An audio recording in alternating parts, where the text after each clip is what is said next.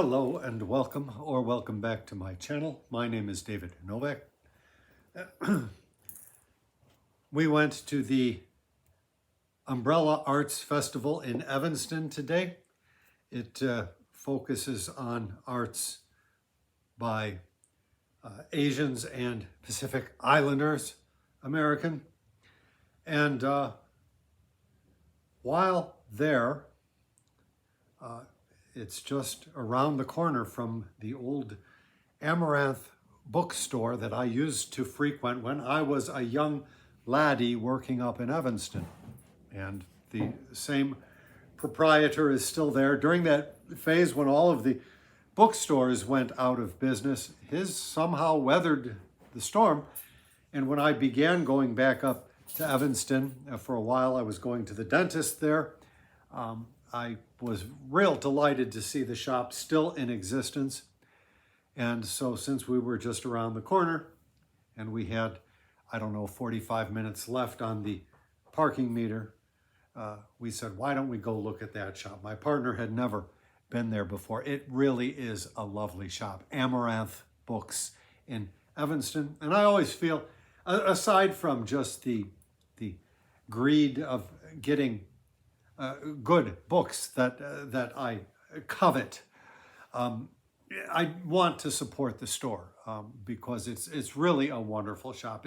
It's not a large store, but it's been very carefully curated, and all of the books that he accepts are generally pretty nice. And one of the things which I have found a regular there is he gets pretty nice copies of books published by New York Review of Books. I think that's the name.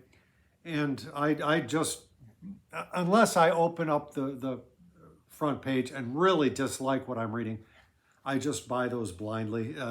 They always used to be $4. They've gone up now to $5. But regardless, it's always worth a gamble. So you will see some of that. I'm going to show you the book haul. Now, I will show you my partner's books as well as mine. These were being given out at the Arts Festival, and somebody's tax dollars at work, perhaps. So I will show you. She found this beautiful book. The Great Wall of China, lavishly illustrated, I believe. Oh, the text does not seem so difficult, but I mean, look at that. I mean, I understand how can you pass by something like this. Here's a civil servant of the Qing dynasty. So that's one. Now, he has very little that is not book content or books, I guess. But she found this there, $3 for this. So it sounds pretty good. The Great Courses, Professor Kenneth J. Hammond, fits right in with my area of interest as well. And then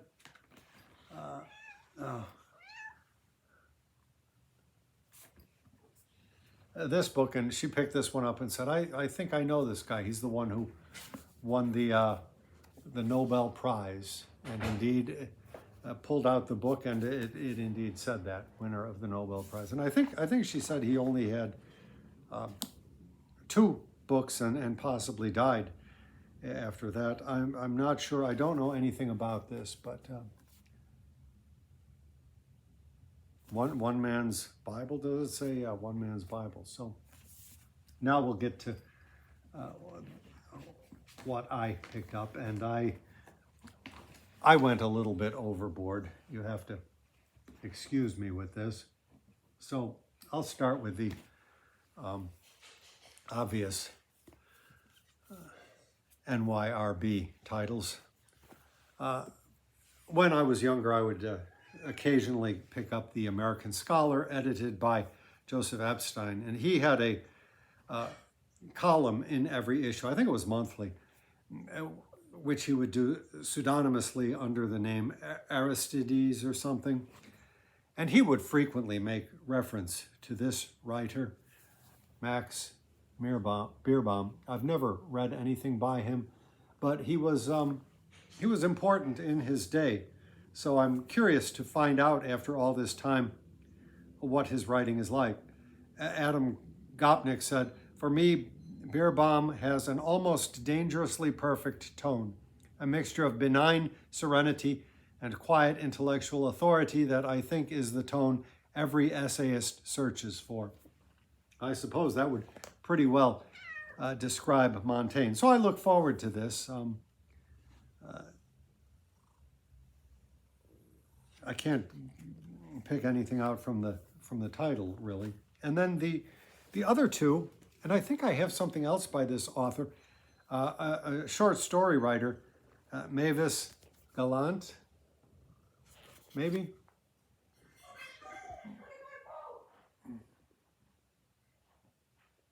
And I don't know anything. I have another book, and I wonder if, I wasn't sure. I probably picked it up there one time in the past. I don't know. I intend to read one of them, and if I really like her stories, then I will read more than one.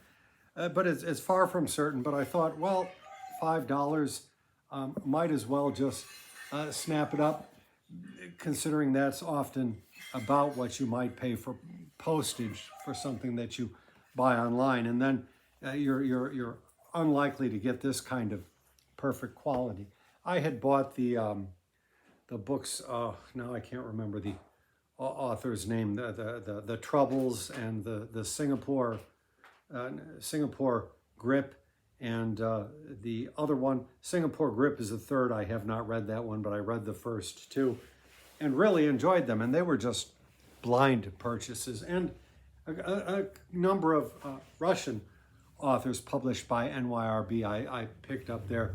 Similarly, I read Sergei something or other, and the other fellow, Platonov, I think, I have not read, but I have them waiting in the wings. I have just come off of a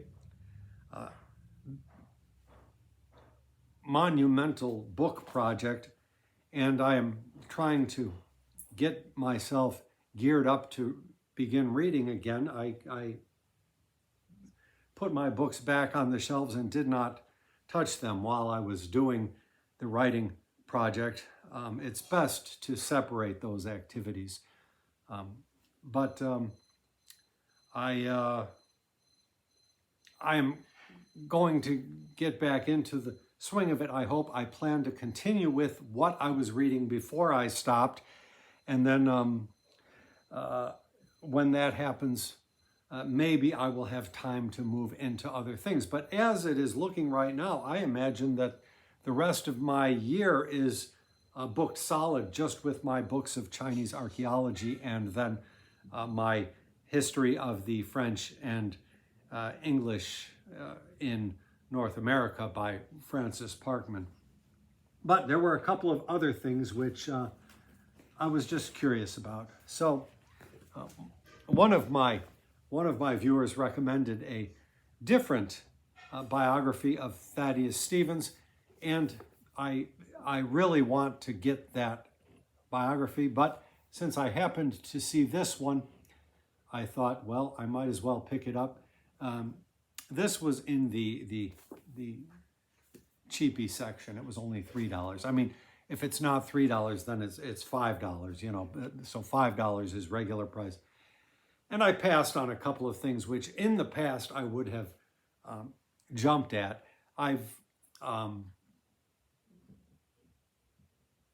at times thought about wanting to collect more Library of America editions, and there was a nice edition of the writings of Washington, President Washington, and it was $10, beautiful copy. But I thought, you know, at this point, I don't know that I want to read what that old slaveholder had to say. And then there was the Library of America edition of Jefferson, beautiful copy again, only $15. I say only because that volume is like double the size of most of their books. They could have put it into 2 volumes. But I have a modern library edition of Jefferson, of which I read a fair amount when I was in Taiwan in my youth, and have never gone back to him. He does not grip me the way another writer might, or as, in fact, Abraham Lincoln did. So I thought, even though it's nice, it would be nice to have, it's not something that I see reading. Although I don't know if I'm up there again and see it again, and I have the spare cash, who knows? But I don't know really that I will read this. I want to read the other biography that my viewer recommended, and I looked for it online, and it can be obtained cheaply for like $5 with free shipping, but they were all copies that did not look like they were going to come in good condition. We're talking about books with lots of highlighting and stuff, and I don't care for that. Some people don't mind that, but it bothers me to read a book that's all highlighted up and marked up. So this, you can see, it's all pretty plain. And then the next book is just the kind of thing, how could anybody pass this up? I know nothing about it, just sight unseen. The kind of thing you're not going to find in, say, a Barnes & Noble.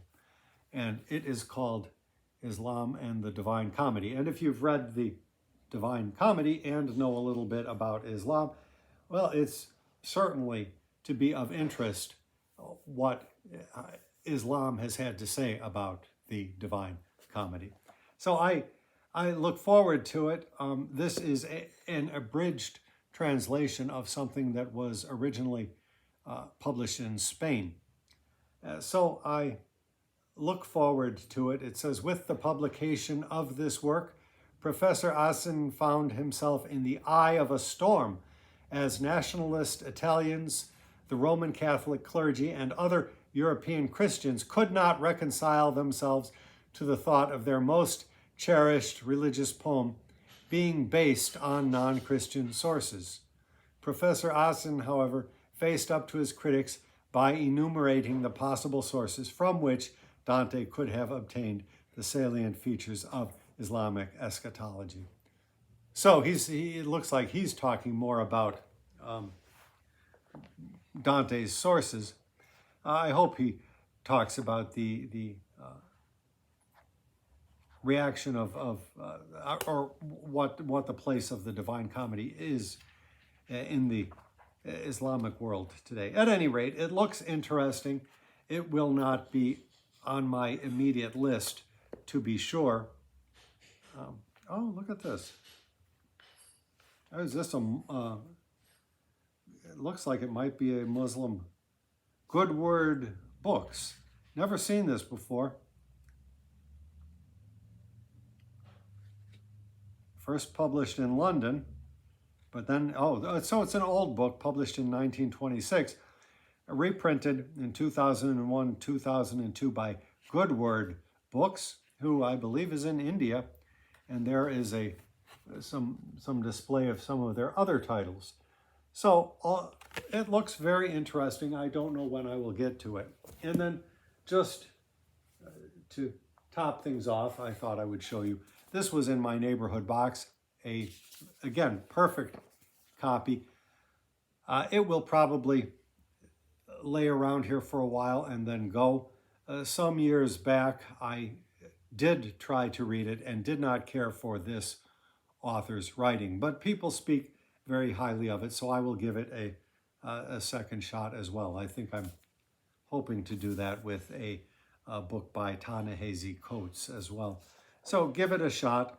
I suppose the other thing is I am not sure how much the topic is of great interest for me at this time.